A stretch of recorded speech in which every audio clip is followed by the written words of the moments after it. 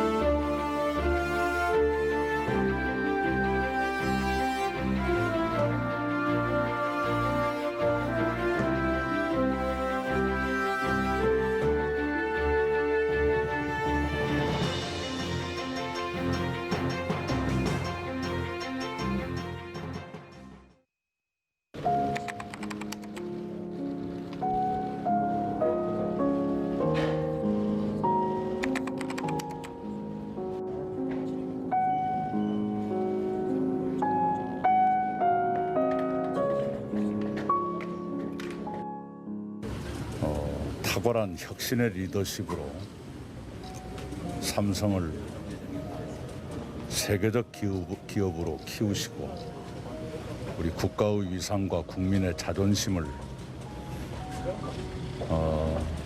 국민의 자신감까지를 높여주신 데 대해서 감사를 드리고 왔습니다.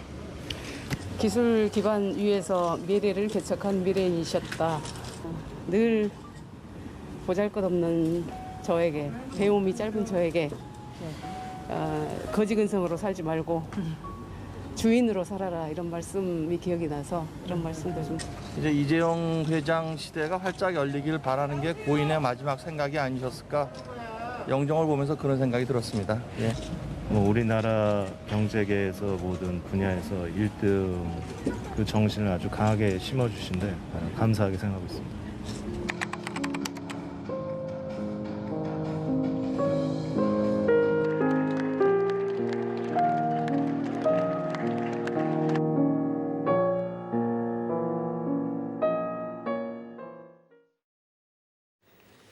시청자 여러분 안녕하십니까? 센 경제 라이브 시작하겠습니다. 조금 전 영상으로 보셨듯 이건희 회장 별세 소식에 정재계 인사들의 애도 행렬이 이어지고 있는 상황입니다. 이와 함께 오늘 주식시장에선 삼성그룹주가 뜨거운 관심을 받았습니다. 특히 이재용 부회장의 지분이 높은 삼성물산의 주가가 급등했는데요. 양한나 기자가 전해드립니다. 이건희 삼성그룹 회장의 타계로 삼성물산 주가는 오늘 전거래일보다 13.46% 상승한 11만 8천 원에 거래를 마감했습니다.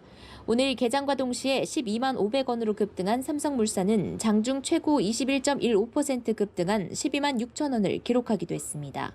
삼성물산 우비는 상한가에 마감했습니다. 이건희 회장의 별세 후 삼성의 지배구조 변경이 불가피하다는 전망이 나오면서 후계자인 이재용 부회장이 지분 17.3%를 보유한 삼성물산에 관심이 쏠린 영향입니다. 이건희 회장은 삼성전자의 지분 4.18%, 삼성생명 20.76%, 삼성물산 2.9% 등 총 18조 2,421억 원 규모의 지분을 보유하고 있습니다. 이에 대한 상속세만 10조 원 규모에 달할 것으로 전망되는 만큼 재원 마련을 위해 삼성그룹주들의 배당 확대 정책이 이뤄질 가능성이 높다는 관측이 나옵니다. 이에 배당 증대 종목으로 점쳐지는 삼성생명과 삼성 SDS 주가는 각각 3.8%, 5.51% 상승 마감했습니다. 삼성생명은 삼성전자의 최대 주주로 이건희 회장의 삼성생명 지분에 대한 이재용 부회장과 가족의 상속이 누수 없이 이뤄질 것으로 전망됩니다. 삼성 SDS의 경우 이재용 부회장이 지분 9.2%를 보유 중으로 주식 담보대출 혹은 매각 등 상속세 납부 측면에서의 시나리오상 주가에 유리할 것으로 예상됩니다. 김동양 NH투자증권연구원은 지배구조상 배당을 늘릴 것으로 보이는 삼성물산이 가장 부각을 받을 것이라며 삼성전자는 상대적으로 펀더멘털로 움직이며 삼성생명과 삼성 SDS는 오버행 이슈가 생긴다고 설명했습니다. 삼성생명의 경우 보험업법 이슈가 있지만 수면 아래로 내려갈 것이라고 전망했습니다. 서울경제TV 양한나입니다. 서울 강남권에서 아파트 매물이 늘고 호가는 수천만 원씩 떨어지고 있는 모습입니다. 오늘 부동산 빅데이터 업체 아실에 따르면 서울 아파트 매물은 43,169건으로 한 달 전과 비교해 8.6% 늘어났습니다. 최근 실거래 내용을 보면 강남 일부 고가 아파트에선 여전히 신고가 거래가 이뤄지고 있는 상황이지만 전고점 대비 수천만 원에서 1억 원 이상 가격이 내린 거래도 나옵니다. 강보합을 이어가던 서울 아파트 매매 시장이 약보합세로 전환되고 있다는 분석이 나옵니다. 정부가 내일 공시가격 현실화 로드맵을 발표합니다. 현재 50에서 70%인 부동산 공시가격이 90% 이상까지 단계적으로 상향될 전망입니다. 국토교통부는 내일 오후 2시 서울 양재동 한국감정원에서 공시가격 현실화율 공청회를 열고 로드맵을 법정계획으로 수립할 예정입니다. 국토부는 로드맵을 통해 토지와 아파트 등 공동주택과 단독주택의 현실화율을 시세에 가깝게 끌어올릴 계획입니다. 올해 기준 현실화율은 토지 65.5%, 공동주택 69%, 단독주택 53.6%입니다. 현재까지는 국토부가 시세 대비 공시가격을 90%까지 높일 가능성이 높습니다. 공시가격 현실화율이 올라가게 된다면 보유세 부담은 늘어납니다. 여기에 다주택자의 경우 정부가 내년부터 종부세율을 6%까지 올리기로 한 만큼 공시가격 현실화와 겹쳐지게 된다면 세부담은 더욱더 커질 전망입니다. 홍남기 부총리가 제시한 대주주 양도소득세 기준 강화 방안이 결국 국회로 넘어갈 전망입니다. 형 상황에선 대주주 양도세 부과 기준은 10억 원에서 3억 원으로 예정대로 내리되 가족 합산을 개인별로 전환하는 정부 측 수정안이 유력한 상황입니다. 이 경우 올해 연말 기준으로 단일 종목 3억 이상의 주식을 보유한 개인은 내년 4월 이후 해당 종목을 팔아 수익을 낼 경우에 22%에서 최대 33%의 양도세를 내야 합니다.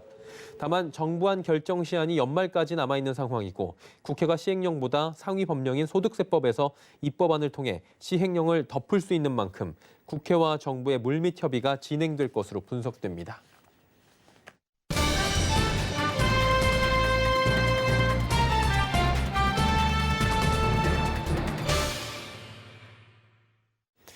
미국 대선이 이제 일주일여 앞으로 다가온 상황입니다. 시간이 얼마 남지 않았습니다. 트럼프 대통령의 연임 혹은 바이든의 정권 교체 여부에 따라서 미국 정책 변화가 생기게 되는 건 당연하겠고요. 미국의 정책 변화는 글로벌 경제에도 영향을 준다라는 점에서 전문가들은 지금 다양한 시나리오를 내놓고 있는 상황입니다. 그래서 오늘 이 시간에는 미국 대선 시나리오별 국내 증시 영향을 살펴보도록 하겠습니다. 증권부 이소연 기자와 함께합니다. 어서 오세요. 안녕하세요. 네, 미국 대선이 현지 시간으로 이제 11월 3일이에요. 일주일 정도밖에 남지 않은 상황이고 선거 결과를 두고 시나리오는 굉장히 많이 나오고 있는 상황입니다. 어떤 시나리오들이 있는지 관련 영향까지 일단 정리를 좀 해볼까요? 네, 일단 첫 번째 시나리오는 현상 유지입니다. 예. 이 경우에는 친기업적 성향을 가진 트럼프의 경제 정책이 유지될 것으로 전망되면서 미국 증시가 상승 탄력을 받을 것으로 전망됩니다. 미국 월가의 자산운용사 하이타워 어드바이저스는 현상 유지로 대선이 마무리되면 주식시장이 안도하면서 3에서 5%가량 상승할 수 있을 것이라고 전망했습니다. 다만 이 경우에 중국과 마찰이 지속될 수 있다는 점은 투자자들이 주의해야 할 부분이라고 언급했습니다. 예. 두 번째 시나리오인 블루웨이브입니다. 이 경우에는 법인세 인상이나 규제 강화 등을 둘러싼 우려로 인해서 시장이 위축될 수 있다는 전망이 나옵니다. 다만 바이든이 친환경 정책에 우호적이라는 측면에서 재생에너지 부문이 강세를 보일 수 있을 것으로 전망되고요.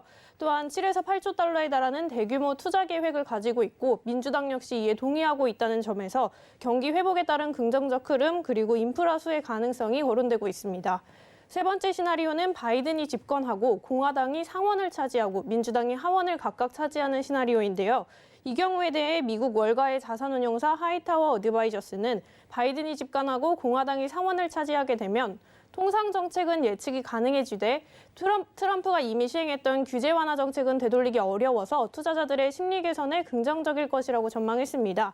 다만 이 경우에는 바이든이 추진하려는 경기 부양책이나 통상 정책이 공화당에 의해서 번번이 막힐 수 있다는 점도 우려가 되는 부분입니다. 예, 그러니까 정리하자면 이소영 기자가 이제 세 가지로 좀 정리를 해준 거예요. 첫 번째는 현상 유지, 트럼프 대통령과 상원이 공화당이고 하원은 민주당, 그리고 네. 블루웨이브는 상하원이 모두 민주당이면서 바이든이 집권, 그리고 네. 마지막은 바이든이 집권하는 대통령만 바뀌는 상하원은 공화당, 민주당인 상황인 거잖아요. 네. 미국 쪽을 이에 따라서 살펴봤으니까 국내 주식 상황 좀 살펴보겠습니다. 오늘 KB증권 하인환연구원, 대신증권 이경민 연구원이 좀 수고해 주셨다고 들었고요.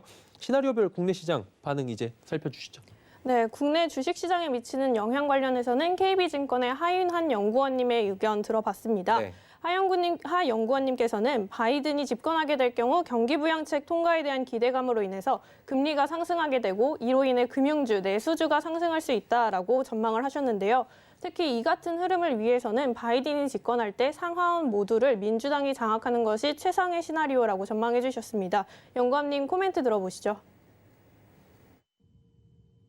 하원, 상원, 그리고 이제 행정부까지 모두 민주당이 장악하게 될 경우에 정책 통과 가능성이 가장 높아지기 때문에 그런 시나리오가 가장 이상적이라고 보고 있습니다. 반면에 공화당이 상원을 차지하게 될 경우에는 경기 부양책 통과에 계속해서 노이즈가 생길 수도 있고 다른 또 정책들의 통과 기대감도 낮춰질 수 있는 이슈이기 때문에 그런 경우에는 증시에는 상대적으로는 좀 부정적으로 봐야 됩니다. 네, 트럼프가 집권하는 경우에 대해서도 분석해 주셨는데요. 이 경우 장기적으로 봤을 때는 지난 4년처럼 큰 영향이 없을 것이다라고 전망해 주셨습니다. 다만 최근 국내 증시 흐름이 바이든의 집권을 전제로 이어졌기 때문에 이 부분에 있어서는 변화가 있을 거라는 이야기 해주셨습니다. 하인한 연구원님 이야기 더 들어보시죠. 장기적으로 봤을 때는 큰 영향 없이 지금까지 한 4년 정도 봐왔던 흐름이 이어질 거라고 보고 있긴 한데 최근에 국내 증시의 흐름이 바이든의 당선 가능성을 반영하는 흐름이었거든요. 예를 들면 금리가 상승한 거에 동반해서 금융주가 상승했거나 또는 친환경 관련주들이 단기적으로 급등했거나 이런 흐름들이 바이든의 당선 가능성을 반영했기 때문에 반대로 트럼프 대통령이 당선될 경우에는 일시적으로 그런 흐름에 조정이 나타날 가능성을 염두에 둬야 될 것 같습니다. 네, 그리고 이번에는 당선자가 누구인지 상관없이 단기적으로는 변동성 장세가 나타나고 장기적으로는 영향이 크지 않다는 의견도 있었습니다. 대신증권 이경민 연구원님의 코멘트입니다. 일단 바이든이 되든 트럼프가 되든 단기 변동성 확대는 불가피하다라고 생각을 하는데요. 대선 일정 11월 3일에 가까워질수록 누가 될지 모른다는 불확실성이 커지면서 시장은 좀 흔들릴 수 있고요. 트럼프가 당선될 경우에는 경기 부양 정책에 대한 기대감이 좀 약해지면서 시장이 출렁일 수 있고 바이든이 당선될 경우에는 트럼프의 대선 몰고 그리고 재검표 요청과 같은 정치적 불확실성 확대, 증세, 그리고 IT 기업 규제 강화라는 아직까지는 반영되지 않은 불확실성들이 시장을 좀 불안하게 만들 수 있다라고 보고 있습니다. 따라서 트럼프가 되더라도 그리고 바이든이 되더라도 누가 되더라도 시장의 투자 심리나 수급을 좀 흔들 수 있을 만한 변화는 불가피하다라고 생각하고 있습니다. 네, 이 연구원님께서는 장기적인 영향에 대한 코멘트도 주셨는데요. 장기적으로는 트럼프나 바이든 모두 결국 경기 회복 추세를 변화시킬 수 없다라는 점, 그리고 과거 정치적 이벤트가 국내 주식시장 혹은 글로벌 주식시장에 영향을 주지 못했다는 점에서 이번에도 장기적인 영향은 크지 않을 것이라고 분석하셨습니다. 특히 바이든이 집권을 하게 되더라도 규제 강화 등의 정책이 시행되는 데는 시간이 꽤 소요될 것이라는 전망 주셨습니다. 연구원님 코멘트 들어보시죠. 많은 분들이 걱정하시는 바이든이 증세라든지 IT 기업 규제 강화 이슈 또한 시간이 상당히 필요할 것으로 생각을 합니다. 지금 현재로서는 경기 부양에 초점을 맞춘 정책을 펼쳐나가고 경기가 안정을 찾고 어느 정도 회복된 뒤에 입법화를 한다든지 아니면은 기업 규제나 증세의 방안을 좀 더 구체화해 나가는 과정을 거칠 수 있다고 생각을 하거든요. 따라서 이런 부분들을 봤을 때는 단기적인 변동성 확대는 비중 확대 기회다라고 생각을 하고 있고요. 벌써부터 추세 또는 변화를 걱정할 필요는 없다. 예, 지금은 이제 승자가 있는 경우를 저희가 가정을 해본 것이고요.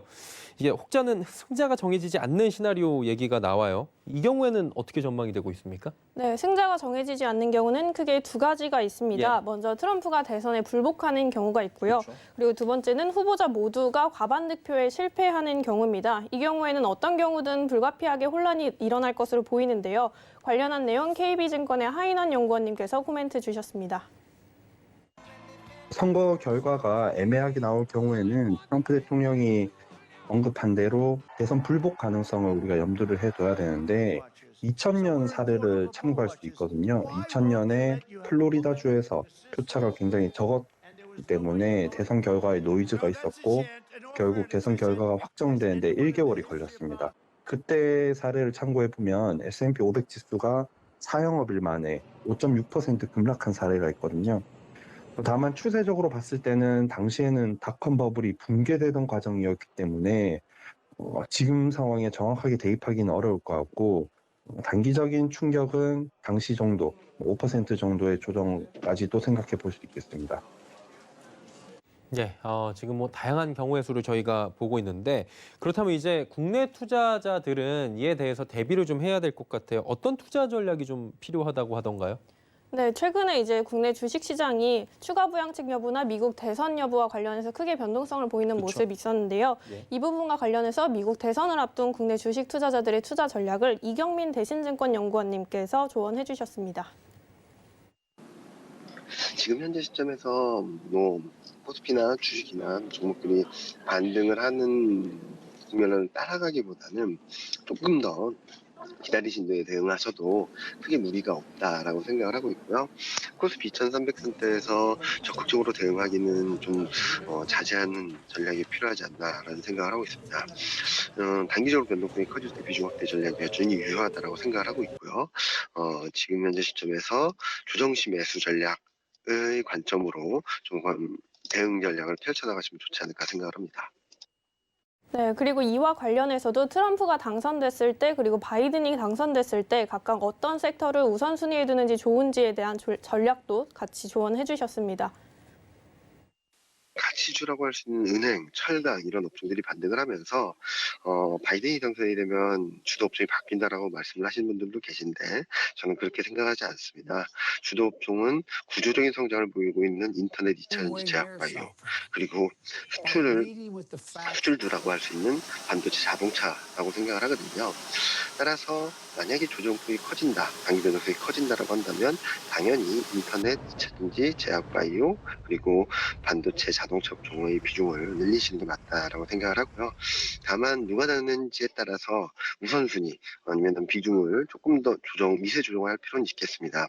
트럼프가 될 경우에는 IT 기업 주제에 대한 불안정함들이 좀 완화될 수 있기 때문에 인터넷 반도체 업종이 좀 더 우호적일 수 있다라고 생각을 하고 있고요. 반면 바이든이 될 경우에는 신재생 에너지 산업에 주력을 굉장히 정책을 집중할 것이기 때문에 2차 전지 그리고 자동차 업종들이 좀 더 주목을 받을 수 있다라고 생각을 하고 있습니다. 예, 이야기 잘 들어봤습니다. 현재까지 뭐 다수의 현지 여론조사를 통해서는 조 바이든 후보의 우세가 점쳐지고 있는 상황이긴 한데 지난 대선 당시처럼 트럼프 대통령 또 한 번의 역전극을 만들어낼 수 있을지도 끝까지 봐야 할 것 같습니다. 증권부 이소연 기자와 함께했습니다. 고맙습니다. 감사합니다.